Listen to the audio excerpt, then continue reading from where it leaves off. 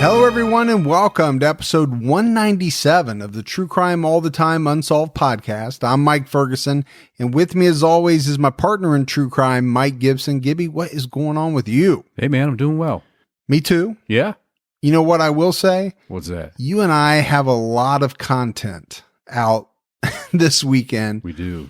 Besides this episode, we have a new True Crime All the Time on New York killer Gary Charles Evans. Good episode. Good episode. A lot of strange things, especially the ending on that one. We also have a new Patreon episode out on both video and audio. It's on Robert Carl Foley. So in that one, we get into a lot of illegal drug activity, some moonshining. Yes. And some murder. And just a very mean guy. And I'm just a very mean guy. Yeah. We continue to see some amazing Patreon support. Let's give our shout outs. We had Jeff Johnson. Hey, Jeff. Josephine Hornhaver. Hey, what's up, Hornhaver? Jane Powell. Well, Jane. Tanisha Jeffro. What's up, Tanisha? Leonard Urban. Hey, thanks, Leonard. Dave Richardson. What's going on, Dave? Omar Almheri. Almheri? Mm-hmm. Yeah. Chris Jensen. Hey, Chris. Tara Gibson. What's going up? T. Gibson. Did you say what's going up? I did. That's cool. Yeah. Gina Spear Nelson. What's going on, Gina? You just got so thrown by another Gibson in the house. Hey, they know what I mean. Angelique Alvarez. What's going on, Angelique? That's the scary part. People actually do know what you mean. We had The Road is Calling. Is it calling? Yep. All right. Kathleen Black. Hey, Kathleen. Noelle. Thanks, Noelle. Kathy Page. Well, good old Kathy. Tina McCarthy. Well, thank you, Tina. Kaylin Reagan. Kaylin. Yep. Yeah. Kim Heinen. Hey, Kim. Sean Pritchard. What's going on, Sean? Tarasha Moyer. Well, thank you, Tarasha. Catherine Clinton. Well, hello, Catherine. Lucy. Lucy in the sky. With Yeah. diamonds. And Courtney Templeton. Hey, appreciate that, Courtney. So it's a lot of great new support. If we go back into the vault, Gibbs, this week we selected our very good friend, Morgan Murphy. Oh, yeah, Morgan. Morgan does a lot for the show. She does. She's been with us a long time. We appreciate it. We really do. We had some PayPal donations as well. Leah Miller. Hey, Leah. Catherine Belbin. Appreciate that, Catherine. Shannon McIntyre. Hey, Shannon. And Allison Burks. Well, appreciate that, Allison. So thanks to everyone. Gibbs, before we get started, let's give a quick shout out to Lindsay Buziak for her help in researching this episode. We're talking about the 2008 unsolved murder of Lindsay Elizabeth Buziak. So we're headed up to Victoria, British Columbia, and we always like to go up to Canada and pick some cases up there every now and then. We love Canada. We have a lot of listeners in Canada. We do. Lindsay Elizabeth Buziak was born in Victoria, BC on November 2nd, 1983 to Jeff and Evelyn Buziak. Lindsay has a sister named Sarah. The girls attended Lake Hill Elementary and then Reynolds High School. After graduating high school, Lindsay studied for her real estate license. She passed and became an agent at the Maverick Real Estate Corporation. Interesting that when I graduated from high school, I, too, took my real estate courses and exam and got my license. And look where you are today. Look where I'm at today. Exactly. You throw it in the face of all those people that said you couldn't do it. That's right. Living large. They said you weren't smart enough. They said you didn't have the capability. Is that what they said? I don't know. Pretty much. I'm making that up. And you know what? They were right. No, they weren't. No. But, you know, the thing about Lindsay was that she was the youngest real estate agent pretty much working in her area. One of them, anyway. She was starting to make a name for herself. Well, she had a good mentor, her dad.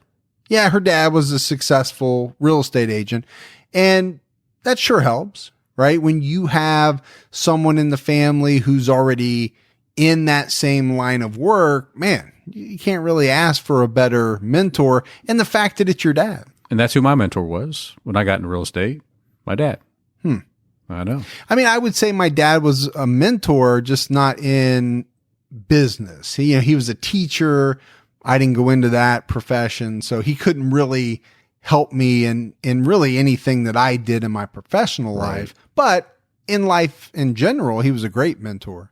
In 2008, Lindsay moved into her boyfriend's place, Jason Zalo. They had been dating for some time, and she started to work for Remax Realty, where Jason's mother, Shirley Zalo, worked as the manager. In the last days of January 2008, so obviously, Gibbs, this couldn't have been too long after Lindsay moved into Jason's condo, she received a strange call on her cell phone from a Vancouver number. She told her boyfriend, Jason, that it was a woman with a strong Spanish-like accent. Lindsay asked the woman how she got her cell number, and the woman told her that someone had referred her, gave her the number, but she never said who it was. The woman said that she and her husband wanted to look at houses in the $1 million range in quiet neighborhoods. I think more importantly, Gibbs, she told Lindsay they were so motivated, they were hoping to place a home under contract after a day of showings. Okay, you were a real estate agent. Yes, I was. I never have been, although you and I work together in the real estate world. Right. I have to imagine as an agent, knowing how kind of cutthroat that business is, you get a call from somebody that wants to look at $1 million plus houses and is extremely motivated. Man, you got to be real excited about that. Well, yeah, absolutely. Because you're automatically thinking you're going to make $20,000, $30,000. You're going to be really excited. And it could be with really kind of minimal effort. If you've got a client that's putting a contract in after day one, right, that's a lot of money for probably not a lot of effort, a day's worth of showings. Well, as a real estate agent, you go through different selling cycles, but it doesn't really matter. Buyers will take up a lot of time. And sometimes you get that call where they ended up buying a house without you after all the time you spent with them. And cut you out completely. Exactly. So when you get a buyer like this in a high price range, wanting to potentially buy that day, that highly motivated, man, you have to be pumped. This woman went on to say that the house needed to be at least a 3-bedroom, 3-bathroom, and have room for a live-in maid. That's the way to do it.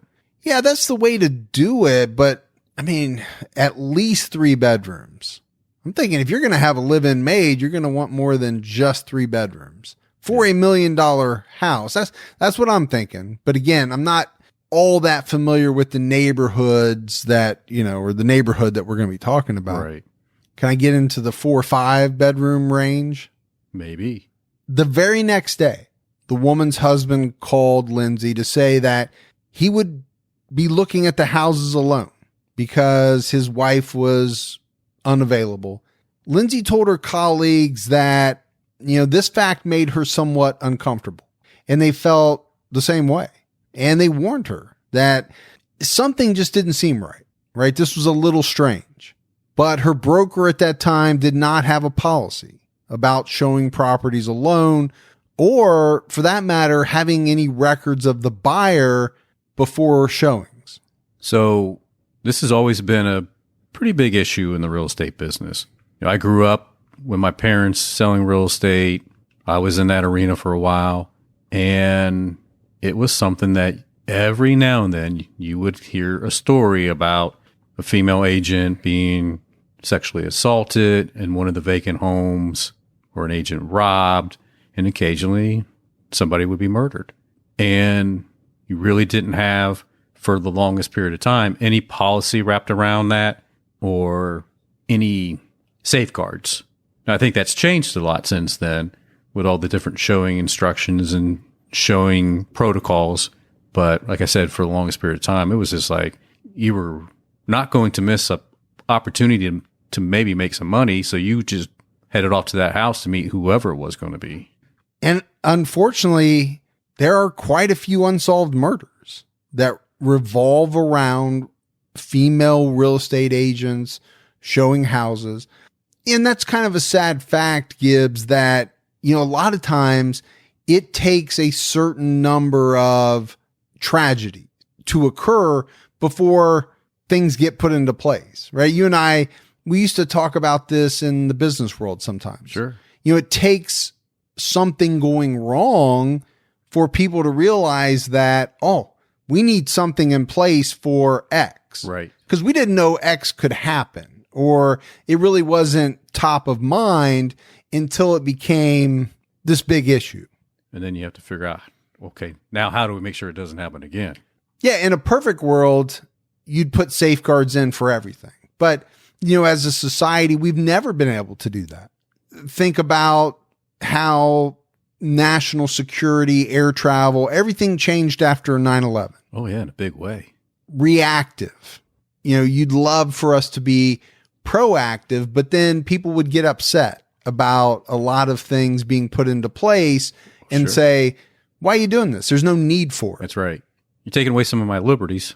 If I want to go show that house, I'm going to go show that house. I shouldn't have to check in with the office first. I shouldn't have to get a scan of the driver's license of the person I'm showing the house to.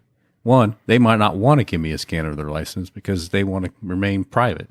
Now, later on, local police would determine that Lindsay had 10 more calls with the Vancouver phone number before her death.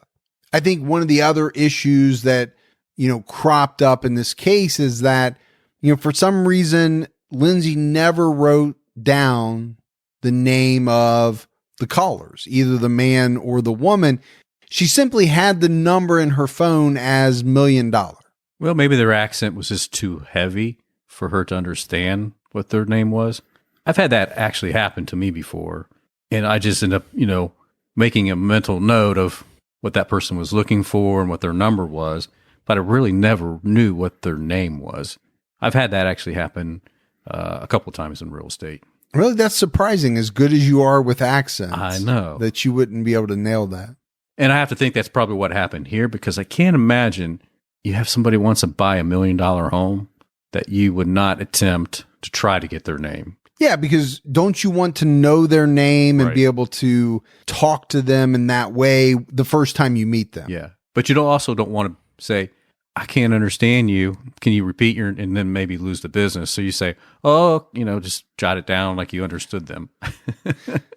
According to the Capital Daily newspaper, on Friday, February 1st, 2008, Lindsay emailed the buyers some suggestions for houses to look at.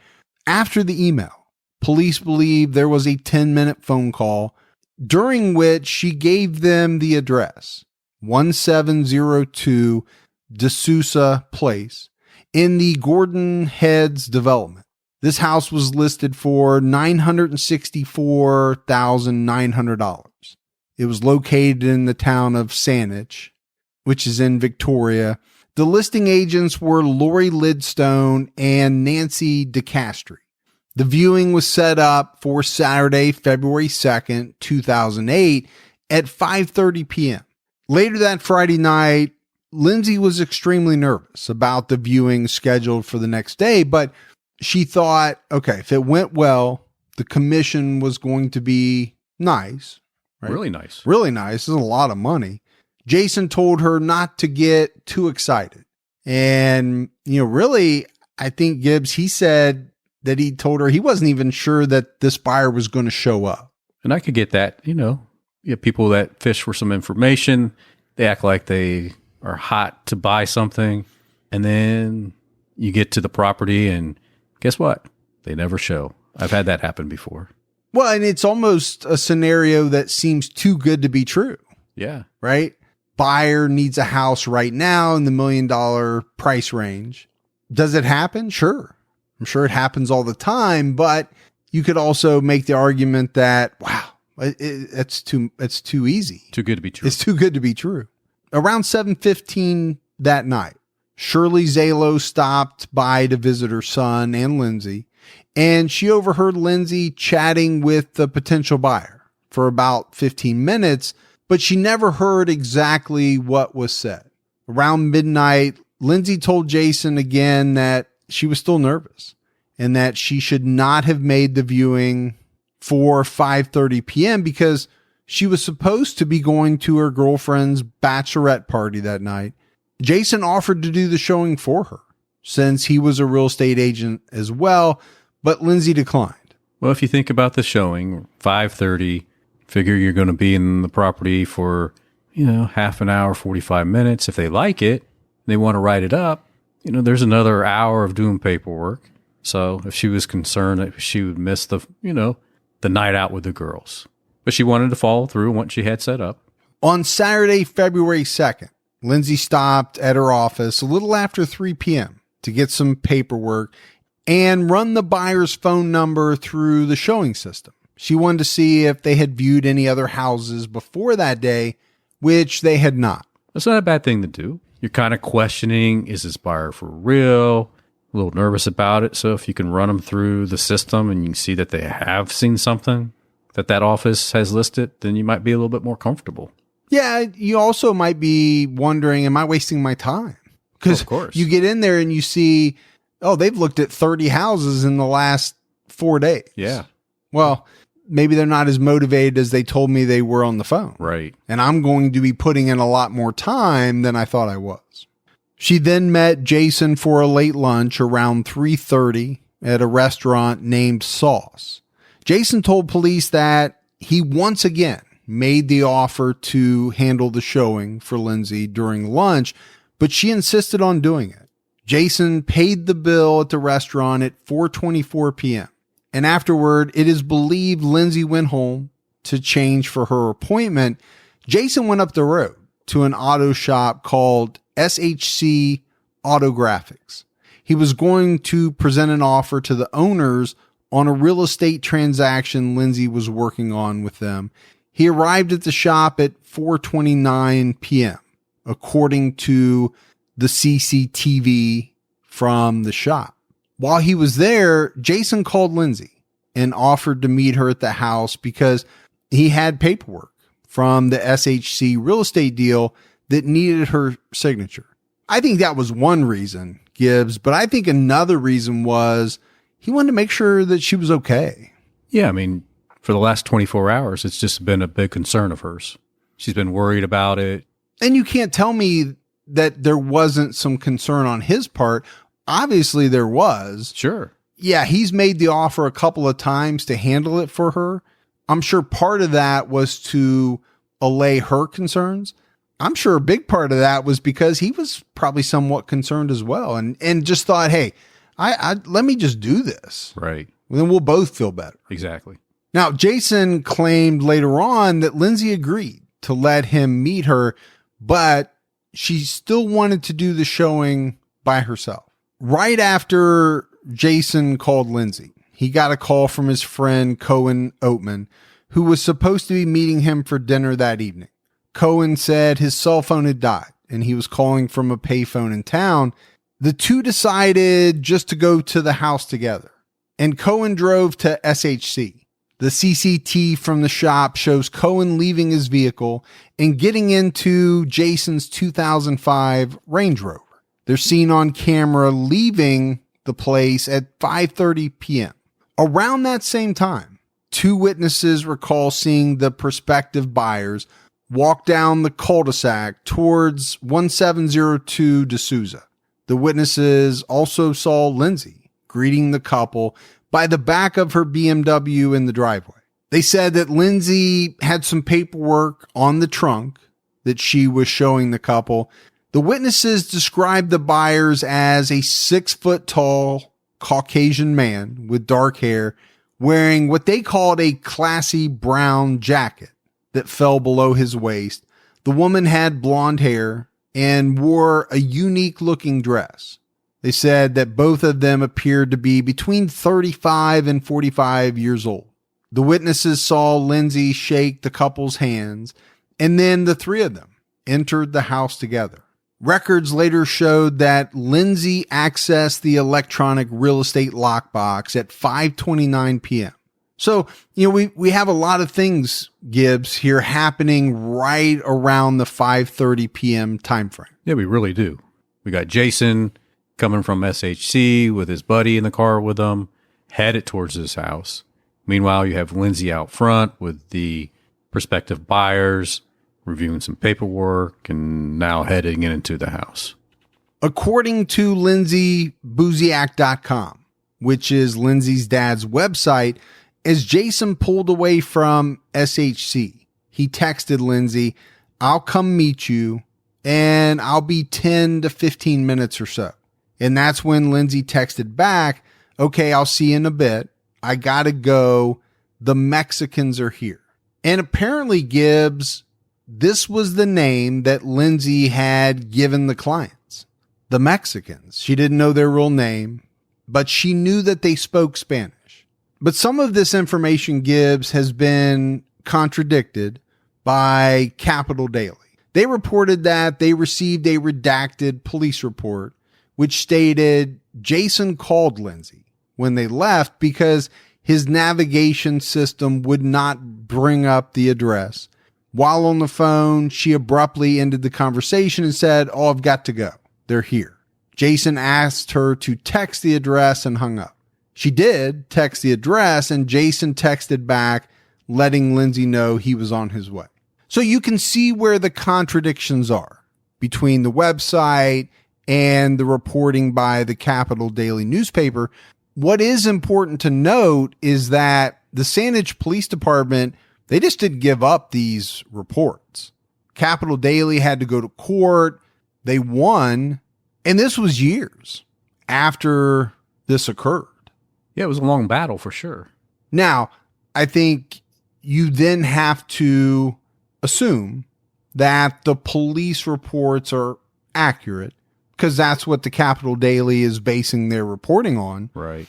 Now, where Lindsay's dad's website and the police reports do agree is on the following.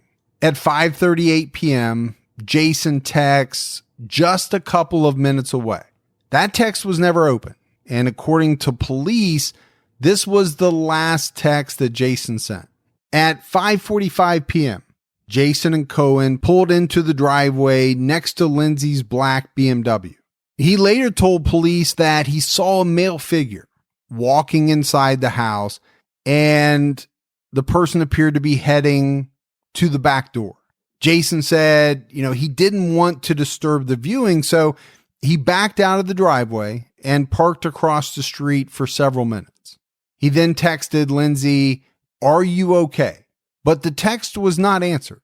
Jason turned his SUV around in the cul-de-sac and parked on the other side of the street.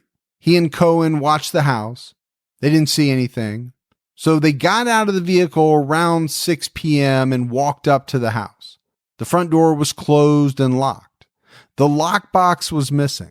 And Jason said that, he assumed Lindsay took it in the house with her. That's normally what you would do as an agent. You go ahead and just carry that key, maybe lay it on the countertop in the kitchen until your showing's over. The police report states Jason rang the doorbell almost a dozen times.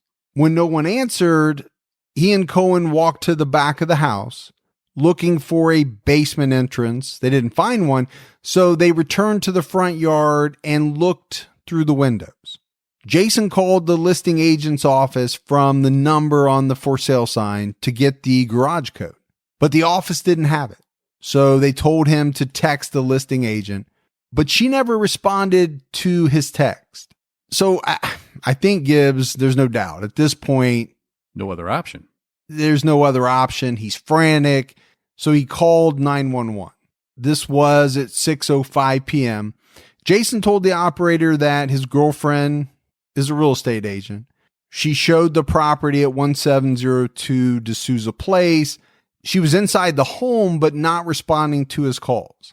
He also relayed that he saw a man walk to the back door, and he said that it appeared this man fled the scene.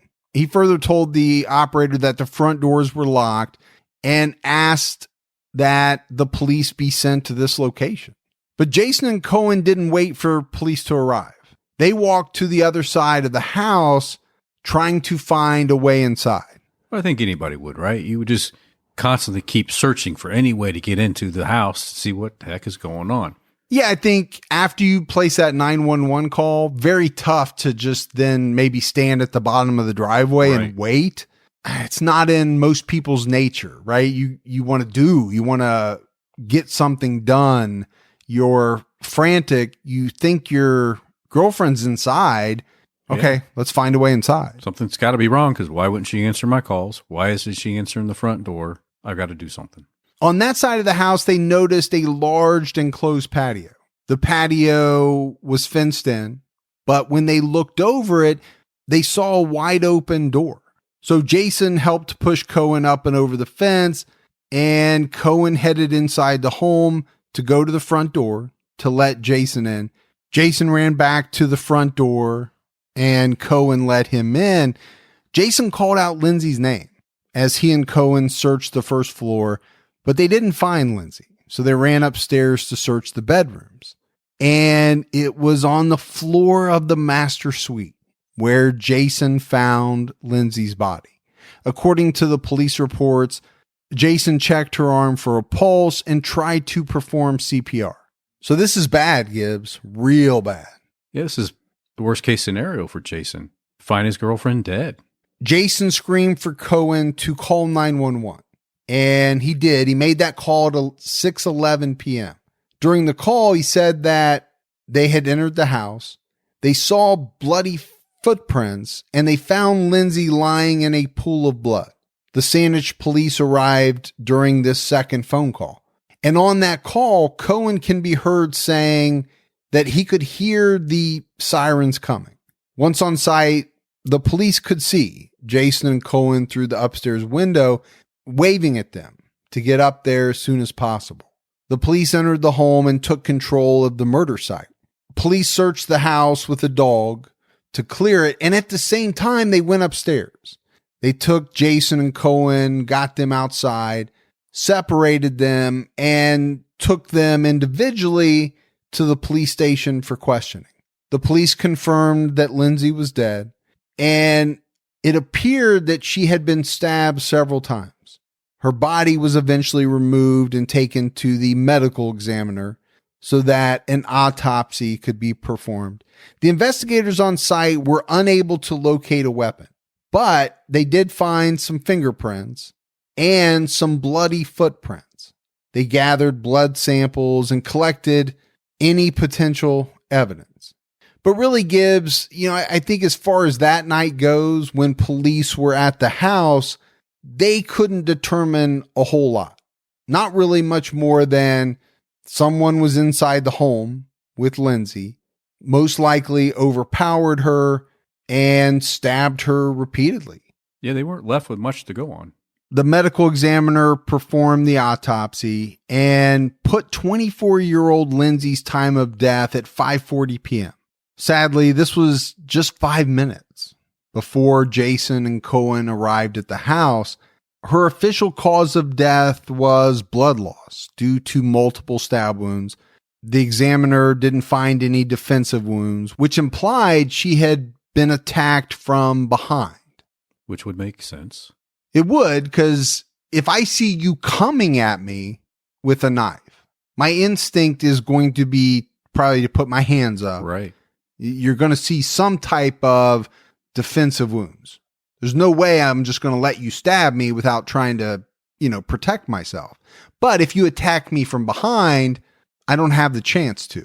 No. Most likely. So if the man or the woman has her talking to them and the other one comes up from behind, she's not going to be expecting that. The medical examiner confirmed that Lindsay had not been sexually assaulted.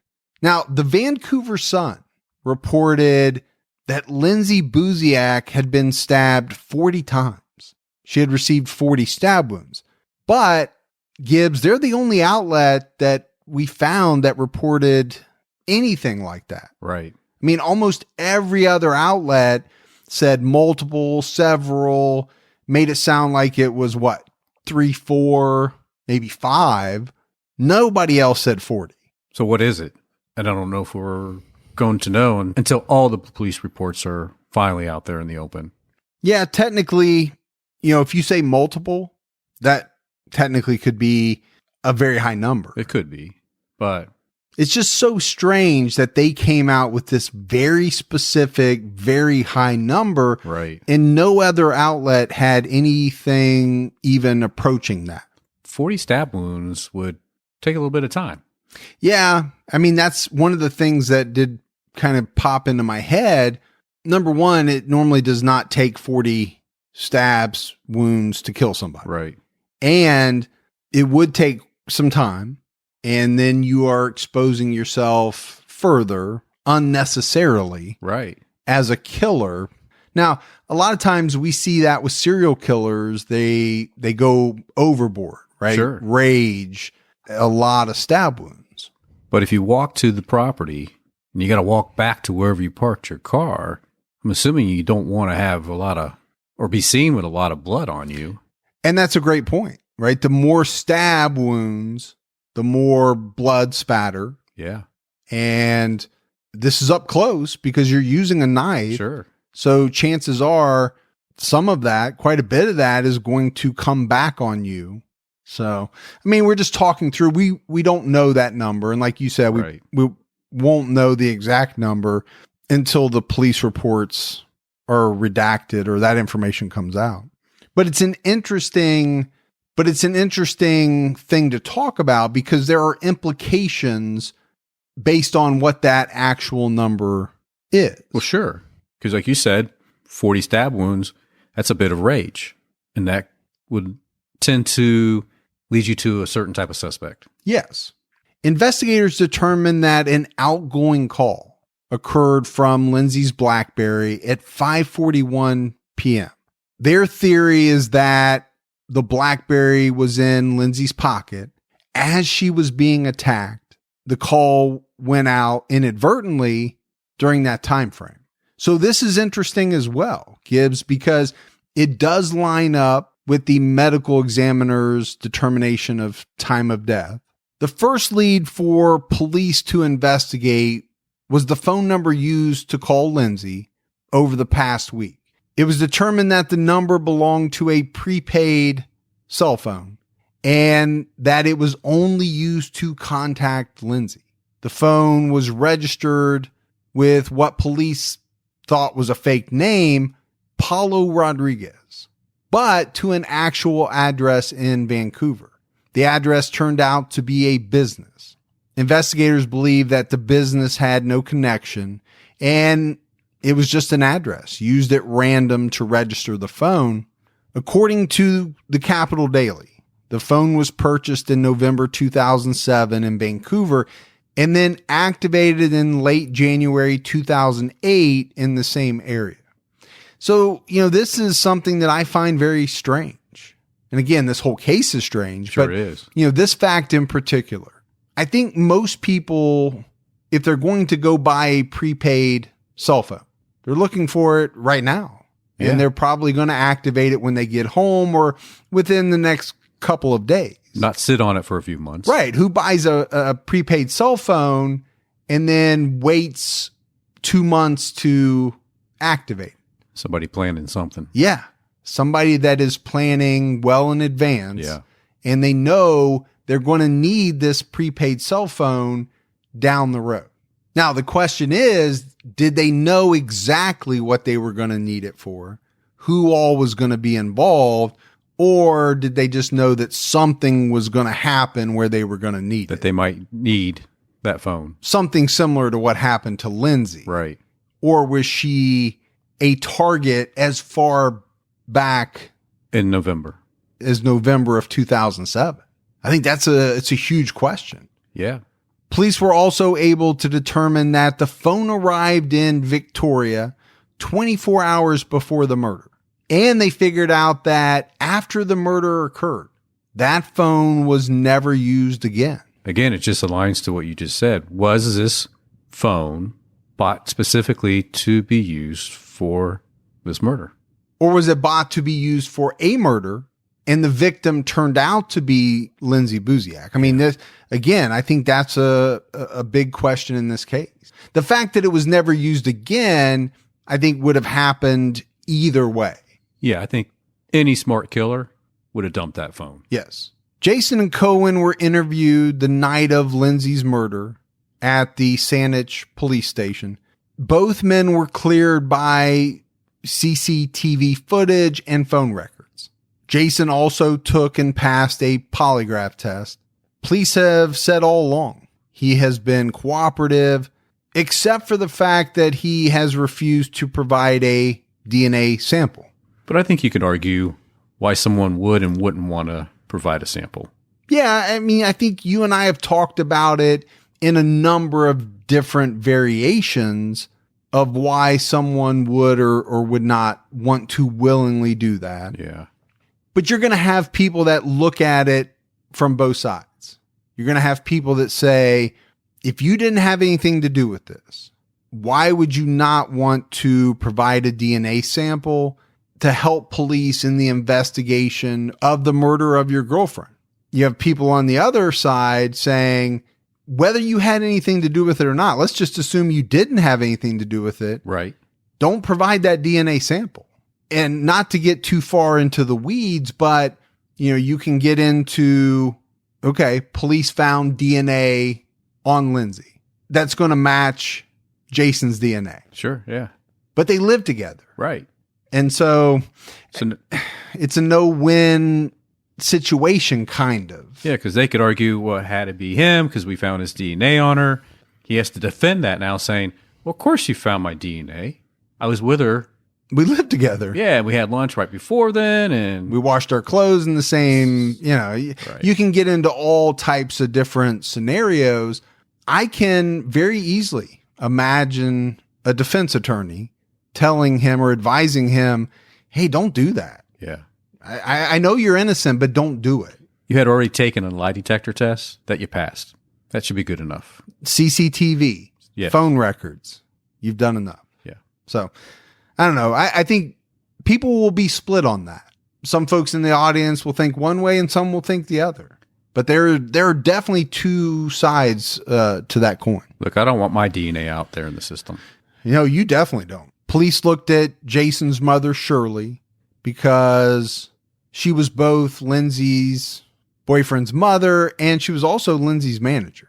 And there are some theories, Gibbs, floating out on the internet that Shirley didn't care for Lindsay and she actually wanted her out of Jason's life. That's extreme. That's pretty extreme. There are also theories about the fact that Lindsay was taking away some of her business. She was taking money away from Shirley as she became more and more successful in the real estate business. Yeah, again, I think that's extreme, right? That you would, not that people haven't killed over profits before. Oh, sure.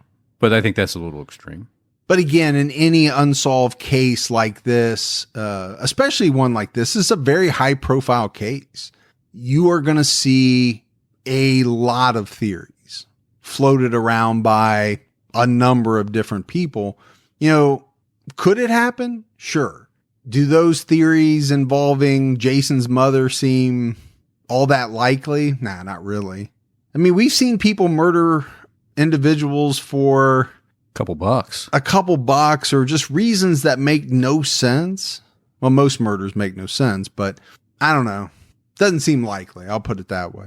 And Gibbs, I've seen theories about Shirley, Jason, and other people involved in illegal activities. They say Lindsay might have uncovered it and she was killed because they didn't want her to go to police. So they hired someone to take her out. Again, I find that strange because if Lindsay discovered something like that, why would she still be living with Jason? Why not? If she felt like she uncovered something that alarming that could get her killed. And she didn't tell a soul? Yeah. She didn't confide in her dad, her Right. mentor. Why not get away? Why would you still, have lunch with him and be around him when you could have just left the scene? Yeah. Yeah. Again, we point out these theories. It doesn't mean we believe in any of them. The investigators looked into Jason's family. They did uncover that Shirley had a business relationship with Joe D'Souza, the developer of the cul-de-sac where the house was located. Joe had actually been working on a new home in the cul-de-sac just about an hour before Lindsay's showing. But I think, something that's very telling is that the Saanich police have publicly stated no one in the Zalo family is a suspect. Right. Doesn't mean they're not going to look at them. No, they're going to have to look at any and everybody. This is an unsolved case. Yeah. And I would be very disappointed if they had not looked at them. The Saanich police investigators believe Lindsay's murder could have been a professional hit. And I think they based that on a couple of things. They said the crime scene was fairly clean, no DNA or fingerprint matches, no murder weapon, really no evidence besides the fact that you had some eyewitnesses and this phone number to what is essentially a burner phone. Right. There was also an email address that was used that led to nowhere. Not surprising there. So many Gmail addresses out there. I mean, anybody can set up a... You can create one in about 25 seconds. Yeah, I just did right now. Fergie thinks Gibby's the best. The suspects walked to the house. So, I mean, you didn't have any descriptions of a car, no license plate numbers to try to track down. A detective working for the show Dateline discovered that 2 months before Lindsay's murder, she visited Calgary, Alberta. While there, she attempted to contact her previous boyfriend on Facebook and through his cell phone. Dateline reported that her ex-boyfriend was tied into one of the largest drug rings in Alberta. 10 days before Lindsay's murder, her ex-boyfriend was part of the largest drug bust in Alberta's history. This occurred on January 22nd, 2008.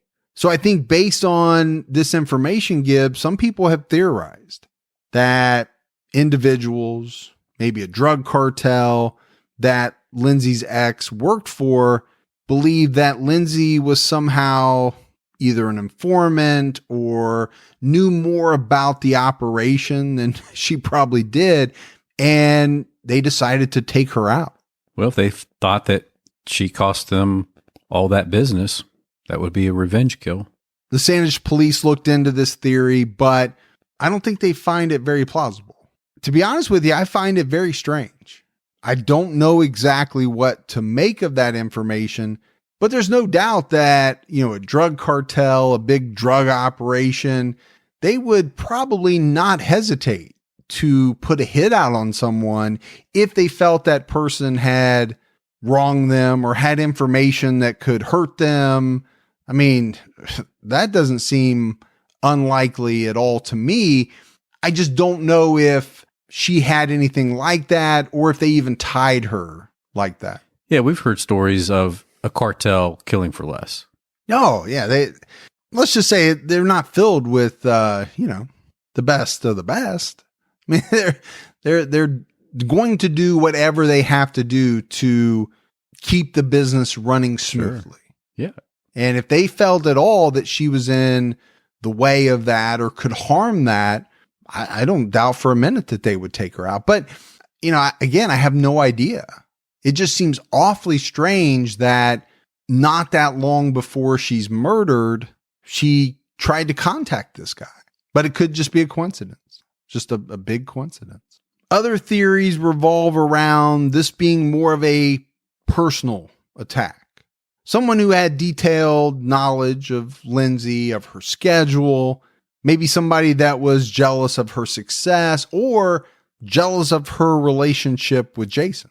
Some of Lindsay's family and friends still think that Jason has not been upfront about everything and that he might know more than he's told investigators. The Victoria Realtors Association and Lindsay's family put up a $100,000 reward, but shortly after it was put up, it was removed. There were some talks around the fact that whoever did this would never be interested in any type of reward, or anybody around that person that knew who did it would want anything to do with the reward.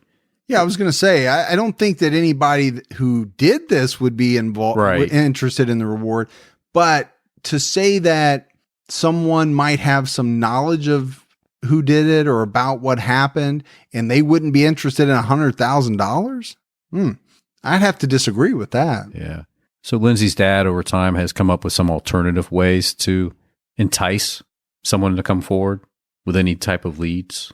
And along with that, he started to perform his own investigation with volunteers in 2012. Good evening. Thank you for being here. We begin this hour with new developments in the murder of Lindsay Buziak. It's been more than 4 years now since the young realtor's unsolved death in Saanich. And her father is taking his own investigation to a new level. Jeff Buziak is now appealing directly to anyone who is connected with his daughter's murder, and in exchange for information, he is offering a cash reward. He also suggests that if someone comes forward, they could flee the country under a new identity. CTV's Andrew Johnson shows us police are making it clear that they are not on board with Buziak's new strategy. Beneath the blossoms in a Gordon Head neighborhood, a reminder of what happened inside a nearby home is plastered to utility poles for blocks. In February 2008, investigators arrived to find 24-year-old realtor Lindsay Buziak stabbed to death inside a home she was showing. More than 4 years later, Saanich police have made no arrests, and today tells CTV News the investigation is at a standstill. We are as committed today as we were several years ago, when this tragic incident happened, and, we will not forget. But Lindsay's father, Jeff, has been doing some investigating of his own. He says he has a core group of a dozen volunteers who work 7 days a week trying to solve his daughter's murder. Buziak believes there are limits to how much police can accomplish. I question the energy, resolve, and the dedication they have to solving this case. We're over 4 years now. We have no suspects. We have no arrests. We have no new information. Frustrated, Jeff Buziak is trying a new tactic. He's distributing a letter addressing anyone connected with the murder, asking them to come forward with information. In exchange, he says, a substantial amount of money will be discussed with you well beyond any amounts offered to this point. And adds, I want to be perfectly clear that for you there is another option. That option is an out for you of relocation, identity change, and payment of serious monies that will make the rest of your life enjoyable and free of all repercussions from this nightmare. We're missing a critical piece of information to close this case finally, and so we'll go to any lengths to do that. We're doing everything we possibly can to solve this case within the means of the law. Saanich police say relocation programs do exist, but they are offered up by investigators, not the public. These are not emanating in any way from our investigative team or from the Saanich police or any police agency whatsoever, nor can we endorse such solicitations. Jeff Buziak's supporters are also canvassing the neighborhood where his daughter was killed, handing out letters pleading for tips. He says his desperate drive to solve the case is what gets him out of bed. I'm a father. Somebody butchered my daughter. I think any father would go out there and hunt those people down. That's what I'm doing. That motivates me every day. Andrew Johnson, CTV News, Saanich. Okay, so that was a clip from CCTV News, but I think important, Gibbs, to hear from Jeff, Lindsay's father, and hear about what he's doing specifically. I don't know about you, but man, I'm charged up. I'm ready to help because, I could hear it in his voice when he says, I'm a father, my daughter was butchered, I'm going to find these killer. I mean, I feel like that's exactly what I would be doing. Yeah, the police are doing their thing, but hell, we're 4 years down the road. I got to do something. I can't just sit on my couch with my hands tied behind my back. I just can't do it. Yeah, and I understand why law enforcement doesn't like it. I get it. Yep. But again, he's not seeing any action being taken, so he's going to take his own. Yeah, I think the bottom line is he's not seeing the results he wants to see. Right. And again, you and I do a lot of unsolved cases, and unfortunately, a lot of them are never solved or not solved for many, many, many years. But I think you and I would probably be right where this guy is in doing whatever we had to do or whatever we thought we could do. I certainly just wouldn't want to stand by waiting for something to happen. In 2017, Lindsay's father, Jeff, received a comment on one of his social media blogs regarding Lindsay's unsolved murder. It was posted on August 6, 2017, and it read, I killed Lindsay, and stupid cops will never prove it, so you all got nothing. No one gives a shit anymore, anyhow, except her crybaby dad. Even her fakey girlfriends have washed it away. Typical loser chicks. Saanich cops dropped it because they can't solve shit and were told to drop it. Cut the phony investigation. It's done. Go home, losers. Forget about her. The street always rules. Bitches die every day. So right off the bat, Gibbs, that's brutal. It is brutal to post right to the blog of the father of a murdered daughter. Yeah. It's heartless. It's a sick individual. And I think, you look at the number of grammatical errors. They spelled Lindsay's name wrong. They spelled the town of Saanich wrong. So investigators haven't really put a lot of credibility to the post or the confession. And I don't either. I mean, most likely this is some loser hiding behind a fake screen name, doing something that to me is deplorable. Well, it really is. In August of 2017, a friend of the Buziak family found a dress that matched the description the eyewitness gave of the woman by the BMW the day of Lindsay's murder. The friend found it in a thrift store in Saanich, bought it, and gave it to Jeff Buziak. Days later, the Saanich police picked it up, and according to Jeff, nothing was ever said to him about the dress. And again, I think this has been the big issue with Jeff Buziak. He just has not felt as though the Saanich police have done a good job investigating his daughter's murder. He hasn't been quiet about it. In fact, he's been very vocal in blogs, posts. He's even gone on the Dr. Phil show. And I think there are others in the community that share his frustrations. So I get the fact that her father is frustrated. And sure. I'm sure there are others that share that frustration. I'm not sure how this dress factors in, though. So much time has passed. Yeah, we're 10 years after the murder. Is it possible that this is the dress? I guess it is. And it finds its way into a thrift store. I'm not sure what the police would do with the dress. I mean, come back and say they didn't find any DNA on it. Maybe that I don't understand what else they would say about it. And being at a thrift store, it was probably donated or dropped off. So how do you go back to who dropped it off? Where did they get it from? Where did they get it from? And worn by X number of people, washed how many times, dry cleaned. And that's if it's even the right dress. That's true. That's true. So I get that there's frustrations that the case hasn't been solved. I don't know about this dress. The priority behind specifically. Yeah. That there's frustrations around that. In March of 2020, a petition was started to get Lindsay's case pulled from the Saanich police and turned over to another agency to review. The petitioners wanted 7,500 signatures from locals. And at the end of 2020, they had 7,300.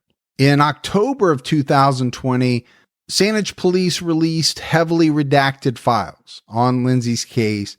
And that's where Capital Daily got their information on the text between Lindsay and Jason. So they applied to get those copies of the police reports. But Gibbs, I think they're pushing for even more. And maybe one day more information will come out. We'll know even more about what happened to Lindsay Buziak. But as it stands right now, this case remains unsolved. Again, we kind of touched on it, but this is a case that is discussed a lot on the internet. You've got a lot of internet sleuth theories on this case. I think it's a tough one. There does not appear to have been a lot of evidence for police to go on, at least that we know of. Could they have some in their back pocket that they haven't released? Yeah, maybe. That sometimes happens in a lot of cases. Right. But you can't argue the fact that this case is so mysterious.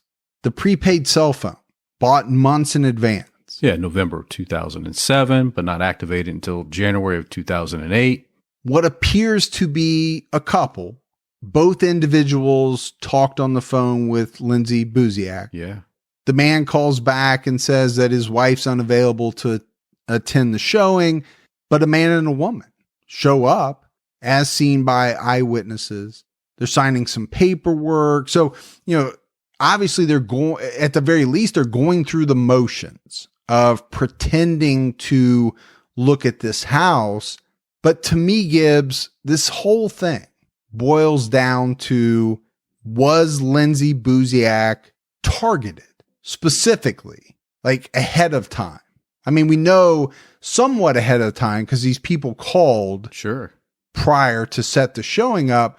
I guess what I mean is in November when the prepaid cell phone was bought, or was this something where a killer was looking for their next victim and saw Lindsay's picture on one of her real estate signs Right.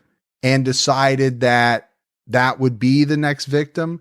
I also think this is very strange because you have a man and woman, and that's not, the typical killer MO. No. The lone killer. Right. I just think there are so many questions in this case, and it's what makes it so mysterious. And so I can see why some people think it could have been a hit professionally. And a man and woman team Yeah. acting as a married couple or, something like that to try to disarm a female real estate agent. Right. I don't know. I really hope this is one that gets solved, obviously for her friends and family. Sure.